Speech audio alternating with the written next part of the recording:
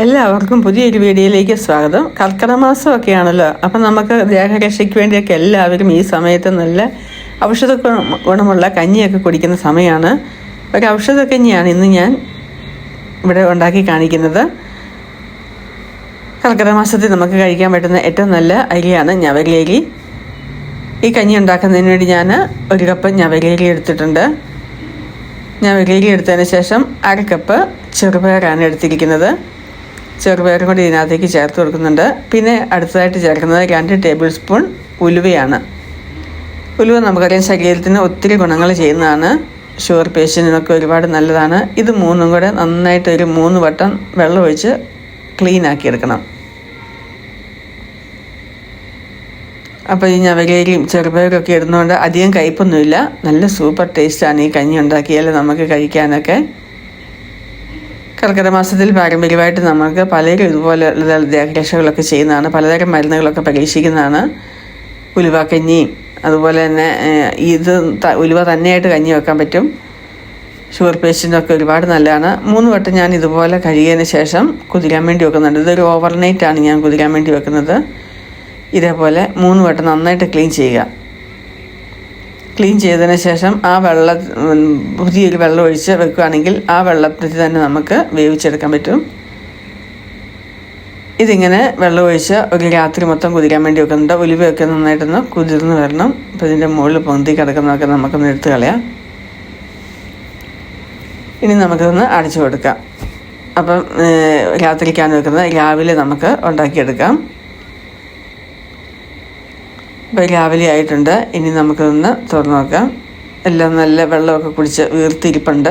ചെറുപയറും ഉലുവയും ഞവരയരിയൊക്കെ.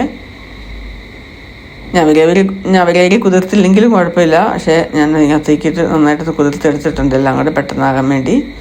ഇനി നമുക്കൊരു കുക്കറിലേക്ക് ഇട്ട് കൊടുക്കാം. വേവാൻ ആവശ്യമായ വെള്ളം അല്പം കൂടെ ചേർത്ത് കൊടുക്കുക. അപ്പോൾ ഇതെല്ലാം കൂടെ ചേർത്ത് കൊടുത്തിട്ടുണ്ട്. ഇനി നമുക്ക് കുക്കറിൻ്റെ അടപ്പ് വെച്ചിട്ട് ഒരു 5 വിസിൽ വരുന്നത് വരെ ലോ ടു മീഡിയം ഫ്ലെയിമിൽ കുക്ക് ചെയ്തെടുക്കാം.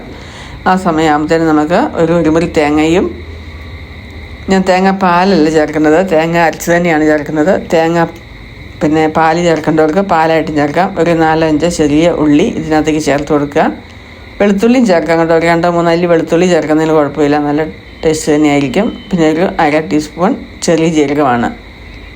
ചെറിയ ജീരകം കൂടെ ചേർത്ത് കൊടുത്ത് ആവശ്യത്തിന് വെള്ളം കൊണ്ട് ഒഴിച്ചു കൊടുക്കുക. അതിനുശേഷം ഇത് നമുക്ക് മിക്സിയുടെ ജാറിലേക്ക് ഇട്ടിട്ട് നമുക്ക് നല്ല പേസ്റ്റ് രൂപത്തിലൊന്ന് അരച്ചെടുക്കാം. അതുപോലെ ഞാനിത് അരച്ചെടുത്തിട്ടുണ്ട് നന്നായിട്ട്.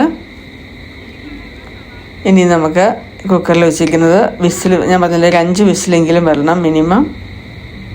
അപ്പം ഇതിനകത്ത് വിസിൽ വന്നുകൊണ്ടിരിക്കുകയാണ്. വിസിൽ വന്നതിന് ശേഷം നമുക്കറിയാലോ, പെട്ടെന്നൊന്നും കുക്കർ തുറക്കാൻ പറ്റത്തില്ല, കുറേ സമയം എടുക്കുമല്ലോ ഒന്ന് തണുത്ത് വരാൻ വേണ്ടി.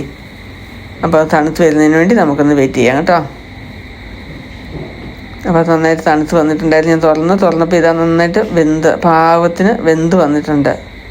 ഇനി നമ്മൾ അരച്ച് വെച്ചിരിക്കുന്ന അരപ്പ് ഇതിനകത്തേക്കൊന്ന് ചേർത്ത് കൊടുക്കാം. ചെറിയ ഉള്ളിയൊക്കെ അരയ്ക്കുമ്പോൾ അതിൻ്റേതായ ഒരു ഫ്ലേവറുണ്ട്. 2 വെളുത്തുള്ളിയും കൂടെ അരയ്ക്കുന്നത് തെറ്റില്ല, നല്ലതായിരിക്കും. അപ്പോൾ ഇത് നന്നായിട്ട് വെന്ത് വരണം. ഉലുവയൊക്കെ ഉണ്ടല്ലോ, അതുകൊണ്ട് ഒരു 5 വിസിൽ എന്നതിന് വേണ്ടി ഒരു ലോ ടു മീഡിയം ഫ്ലെയിമിൽ 5 വിസിൽ വരുത്തിയതിന് ശേഷം വേണം നമ്മളൊന്ന് ഓപ്പൺ ചെയ്യാൻ. അപ്പോൾ ആ മിക്സിയുടെ ജാറിലൂടെ കഴുകി ഇതിനകത്തേക്കൊന്ന് ചേർത്ത് കൊടുക്കാം. ഇത്രയും മതിയാവും. നല്ല സൂപ്പർ ടേസ്റ്റി ആയിട്ടുള്ള കഞ്ഞി ഇവിടെ തയ്യാറായിട്ടുണ്ട്. നമുക്കറിയാമല്ലോ, ഈ മഴക്കാലത്തും ഈ കർക്കിടക മാസത്തിലൊക്കെ നമുക്ക് ശരീരം ഇളതായിട്ടിരിക്കുന്ന സമയവും ദേഹരക്ഷയ്ക്കൊക്കെ പറ്റിയൊരു നല്ല സമയമാണ്. എല്ലാവർക്കും അധികം റെസ്റ്റ് എടുക്കുന്ന സമയമാണല്ലോ. ആവശ്യത്തിന് ഉപ്പും കൂടെ ചേർത്ത് കൊടുക്കാം. ഉപ്പും കൂടെ ചേർത്ത് കൊടുത്ത് ഇതൊന്ന് തിള വരുമ്പോഴത്തേനും നമുക്ക് ഓഫ് ചെയ്യാം. പിന്നെ ഇതിനകത്ത് കൊച്ചുള്ളി നെയ്യിൽ വറുത്തിടണമെങ്കിൽ വറവായിട്ട് അങ്ങനെ ചേർക്കേണ്ടവർക്ക് ചേർക്കാം. ഞാൻ അങ്ങനെ ചേർത്തിട്ടില്ല. ഞാൻ 1 ടേബിൾ സ്പൂൺ നെയ്യൊന്ന് ഡയറക്റ്റായിട്ട് ഒഴിച്ചു കൊടുക്കുകയാണ് ചെയ്തത്. കൊച്ചുള്ളി അരച്ചതുകൊണ്ട് പിന്നെ ഞാൻ പ്രത്യേകിച്ച് അതിനൊരു വറവിന് വേണ്ടി അരിഞ്ഞെടുത്തിട്ടില്ല. അപ്പോൾ ഇതാ നല്ല സൂപ്പറായിട്ട് വന്നിട്ടുണ്ട് നമ്മുടെ ഞവരയരി കഞ്ഞി. അപ്പോൾ ഞാൻ പറഞ്ഞില്ലല്ലോ, ഞാനൊരു സ്പൂൺ നെയ്യ് ചേർത്തിട്ടുണ്ടായിരുന്നു. അത് ഡയറക്റ്റായിട്ട് ചേർത്ത് കൊടുക്കുകയാണ് ചെയ്തത്. ഇനി ഇതെല്ലാം കൂടി ഒന്ന് മിക്സ് ചെയ്തിട്ട് ഒന്ന് തിള വരുമ്പോഴത്തേനും ഗ്യാസ് ഓഫ് ചെയ്യാം. ഇനി നമുക്കിതൊരു സെർവിങ് ബൗളിലേക്കൊന്ന് കുറച്ചെടുത്ത് മാറ്റാം.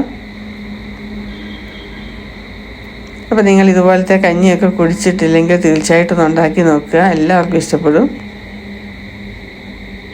അത് ഈ ഒരു മഴക്കാലത്ത് തന്നെയാണ് കഴിക്കേണ്ടത് കേട്ടോ.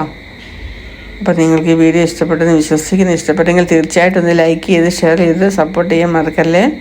എന്നാൽ പിന്നെ നമുക്ക് അടുത്ത വീഡിയോയിൽ കാണുന്നവരെ എല്ലാവർക്കും നല്ലൊരു ദിനം ആശംസിക്കുന്നു. Bye bye.